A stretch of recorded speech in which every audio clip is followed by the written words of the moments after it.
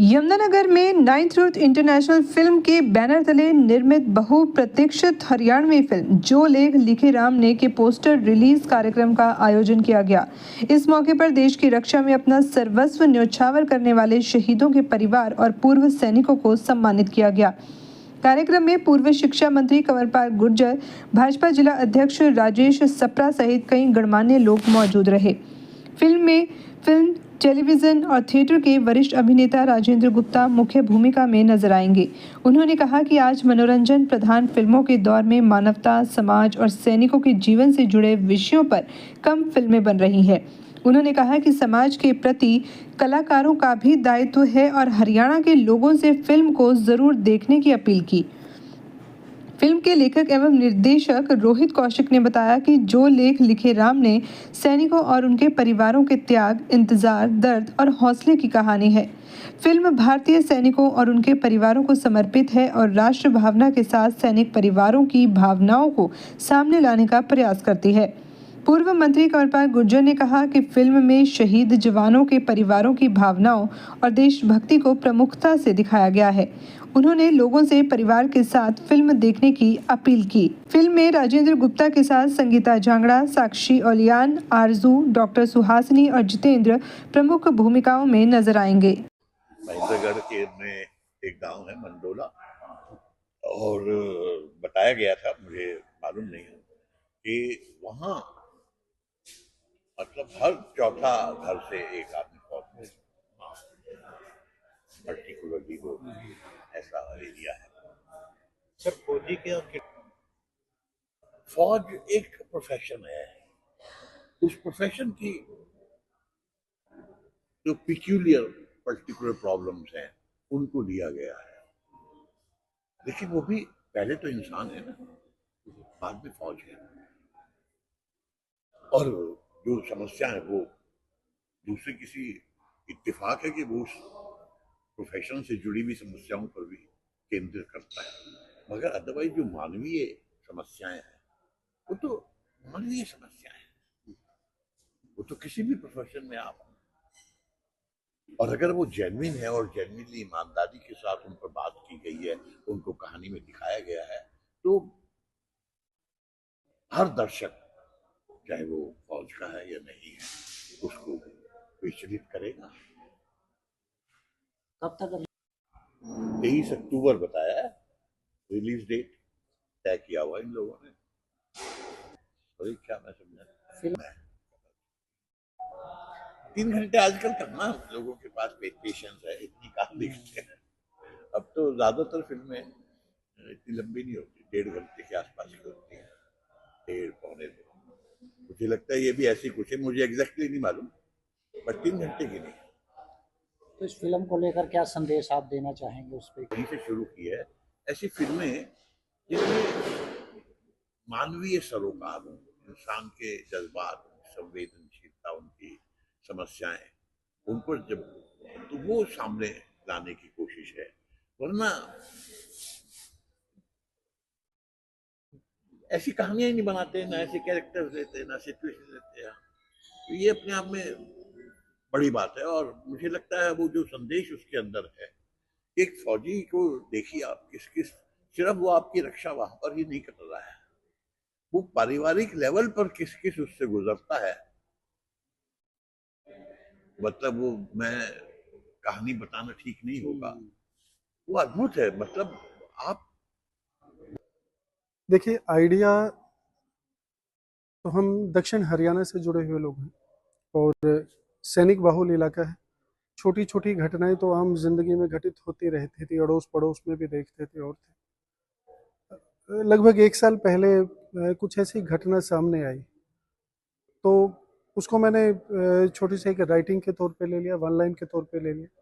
शलभ से जिक्र चला। शलभ फिल्म के प्रोड्यूसर हैं, ऑस्ट्रेलिया में रहते हैं, और उनसे जिक्र होने के बाद अचानक उनके मन में आया यार इस पर फिल्म बनाई जाए। मेरे जहन में सही बताऊं तो कोई थिएटर वगैरह का प्लान था कि कोई नाटक कर लेंगे और कर लेंगे। वो बोले नहीं यार, ये फिल्म के लिए फाइनल है। तो मन में आया चलो फिल्म की तैयारी करते हैं। मैंने स्क्रीन प्ले वगैरह लिख लिया। स्क्रीन प्ले कंप्लीट होने के बाद जब हमने डिस्कस की, फोनिक ही बातचीत अधिक होती थी हमारी, तो विषय उठा कि किस चरित्र को लिया जाए, तो दोनों ही दिमाग में एक ही कैरेक्टर था। शलभ ने सीधा बाबूजी का नाम लिया, मैंने श्री राजेंद्र गुप्ता जी का नाम लिया, और ये फाइनल हो गया कि इसके अलावा कोई और ऑप्शन है ही नहीं, कोई और जहन में भी नहीं आया। तो सर से कांटेक्ट करने की कोशिश की गई, कांटेक्ट हुआ तो उन्हें ये कहा कि सर एक वन लाइन है, प्रोजेक्ट है। सर को सुनाया तो उसके बाद तो कोई कारण ही नहीं बचे, तो ये करते करते 2 या 3 महीने के अंदर अंदर हमारा प्रोजेक्ट ही शुरू हो गया।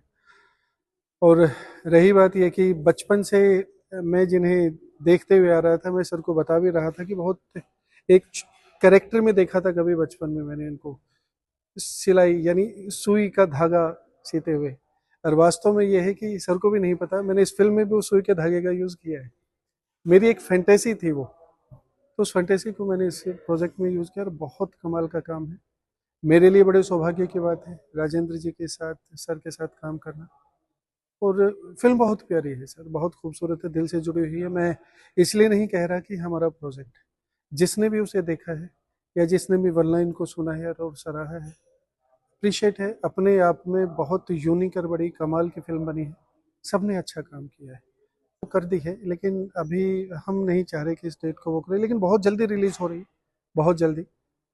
ये लगा लीजिए कि अगला जो इवेंट हमारा है वो ट्रेलर रिलीज की का है, और उसके जस्ट बाद हम फिल्म के रिलीजगी के प्रोसेस पे, लेकिन ये लगा लीजिए 2 से 3 महीने के अंदर अंदर ऑन स्क्रीन आ रही है। लगभग 5 या 6 स्टेट में इस फिल्म को रिलीज करेंगे। हरियाणा है, पंजाब का कुछ इलाका है, पश्चिम यूपी का इलाका है, राजस्थान है, दिल्ली एनसीआर वगैरह है। तो अच्छे स्केल पे इसको रिलीज करने की तैयारी है। ऑस्ट्रेलिया में भी इसको रिलीज करेंगे, सूरत का, गुजरात का कुछ इलाका है, कुछ मुंबई का इलाका है।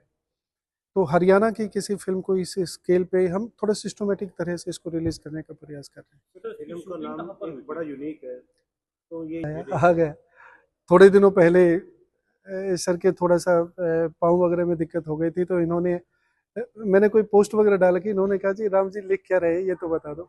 मैं जी ये वही का लेखा है जो लेख लिखे राम ने।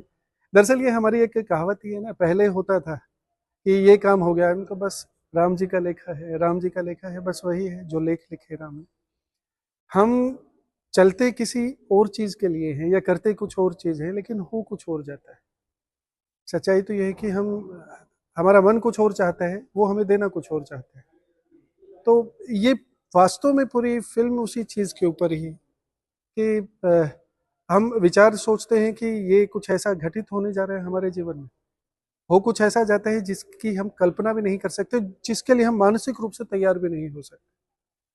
तो वास्तव में ये डेस्टिनी है। ये किस्सा है, सैनिकों को समर्पित है, विशेष रूप से एक सैनिक परिवार के ऊपर।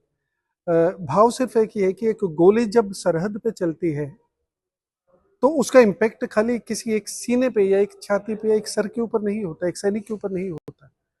उसका प्रभाव कहीं दूर तक होता है, बहुत गहरा, कई धड़कनों तक होता है। एक कहा होता है ना, सैनिक अमर रहे, हम बोल तो देते हैं, लेकिन वास्तव में अमरता कहाँ होती है, स्मृति और यादों में रहते हैं। अभी थोड़ी देर पहले कहीं एक वो बात चल रही थी कि हर एक व्यक्ति तब तक जीवित रहता है जब तक इस धरती पे उसे याद रखने वाला एक भी आदमी जीवित हो। सैनिक वही होता है। सैनिक बेशक चला जाए, उसका इंतजार है ना, उसकी चौखट पे बैठा ही रहता है, उस घर की चौखट पे बैठा ही रहता है, उसकी आहट हमेशा सुनाई देती है। बस ये भाव है पूरी की पूरी फिल्म का। बहुत खूबसूरत काम किया है सर। आज बैनर रिलीज हुआ है, तो फिल्म का ट्रेलर कब तक रिलीज होगा? ठीक 1 महीने बाद हम फिल्म का ट्रेलर रिलीज कर रहे हैं। और दरअसल ये हमारा एक सिस्टमेटिक प्रमोशन का तरीका है। हम प्रयास कर रहे हैं कि ये फिल्म उस स्तर पे ना रहे कि हमने फिल्म तो बना दी और लोगों तक पहुंच ना पाए। श्री राजेंद्र जी ने एक बड़ी कमाल की बात कही थी कि फिल्म अच्छी बना दी, हमने प्रीव्यू किया था जब मुंबई, बस कोशिश करो कि ये लोगों तक पहुंच जाए। तो हम जो ये टाइम ले रहे हैं ये वहीं तक पहुंचने का प्रयास, और इसमें सर सहयोग आप लोगों का ही है। हम तो कर गए जो करनी थी। से है, आर्टिस्ट है, हरियाणा से हैं, और राजेंद्र जी दोनों ही तरफ से हैं। मैं भी लगभग दोनों ही तरफ से हूँ, मुंबई से काम करता हूँ, हरियाणा से जुड़ा हूँ। दरअसल हरियाणवी प्रोजेक्ट को हम कर रहे हैं, हिंदी हरियाणवी प्रोजेक्ट है सर ये वास्तव में। तो हमने अपने उस रूट को पकड़ा है, और वो रूट तभी पकड़ में आता है अगर आप इस मिट्टी से जुड़े हो, अगर इस मिट्टी में अंकुरित हुए हो, तो ही कहीं जाके रूट समझ में आता है। तो राजेंद्र जी फर्स्ट चॉइस होने का सबसे बड़ा कारण भी ये था कि इस रूट से इससे कनेक्टेड है।